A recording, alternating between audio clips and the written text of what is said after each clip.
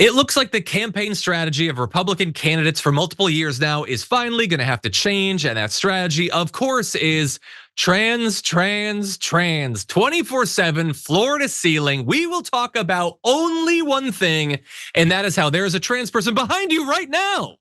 Don't think about your health insurance. Don't think about your wages. Don't think about inflation. Please don't think about inflation. Just think about trans people. And they have convinced themselves that that is a great way to run. But now there's some increasing evidence coming up from the state level that implies that people might finally be getting bored with that old trick. Over the past few years, Republicans have been really focusing on this, but take a look at Virginia. In some key races, Republicans have been trailing in the polls for months. A George Mason University poll taken just days before the election shows Democrat Abigail Spanberger up by 12 points over Republican Lieutenant Governor Winsome Earle-Sears in the governor's race. And so what does that have to say about this campaign strategy? Well, Winsome Earle-Sears' real name has been running this sort of ad, basically just stealing Donald Trump's thing from the 2024 election. Spanberger is for they, them, not us. And in this case, they don't even have the thing they did with Harris where like 18 years ago or whatever, she was asked a question about trans people that she answered that she did not bring up. They don't even have that. It's just, hey, isn't that a scary looking trans person? They exist. So does Spanberger. What do you think about her?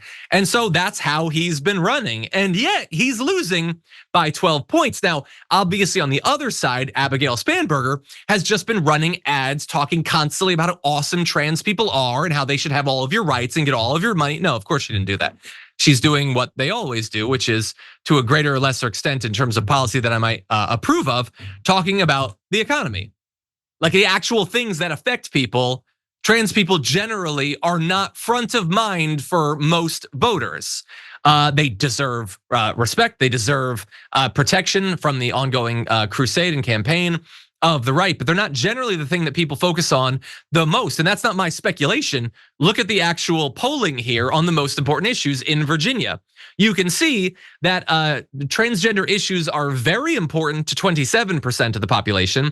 23% say it's somewhat important, but that's obviously just around, that's about half.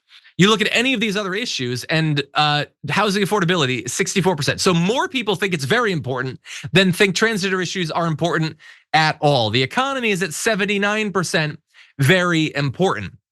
And again, now you might think, well, that's pretty callous. I mean, shouldn't people care about what happens to trans people? But bear in mind, when they're told to think about transgender issues, it's not like the Republicans put up legislation that hurts trans people and the Democrats put up legislation that benefits them or advantages them in some way. The only time it's ever a question in politics in the last decade has been attacks against trans people.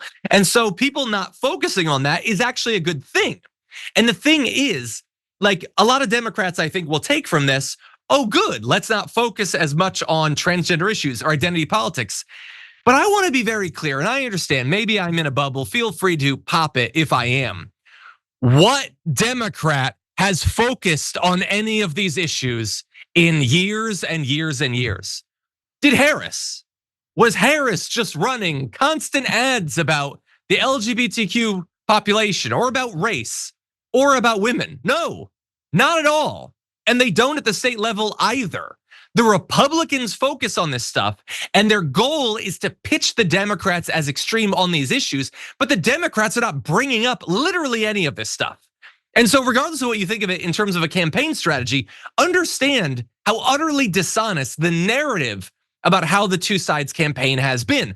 The Democrats have been hit as being utterly focused on identity politics when it is the Republicans that inject 95% of it into the daily feed of news.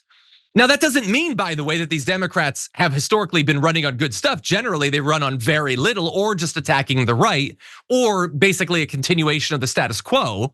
And I think you can do a lot better than that. I think Zoran Mamdani is demonstrating that in New York. But let's please, at last, dispense with the myth that the Democrats just constantly talk about this stuff that is exclusively discussed by the Republicans. And to bring it back to the beginning, perhaps to the detriment of those Republican candidates. because just running on that is not saving Earle-Sears in Virginia. Now we'll see how it goes, in states around the country, and obviously in the 2028 presidential race, whoever it is that runs is going to try to make that the big issue of the campaign. But this is some reason to believe that that strategy isn't working anymore, if it ever did.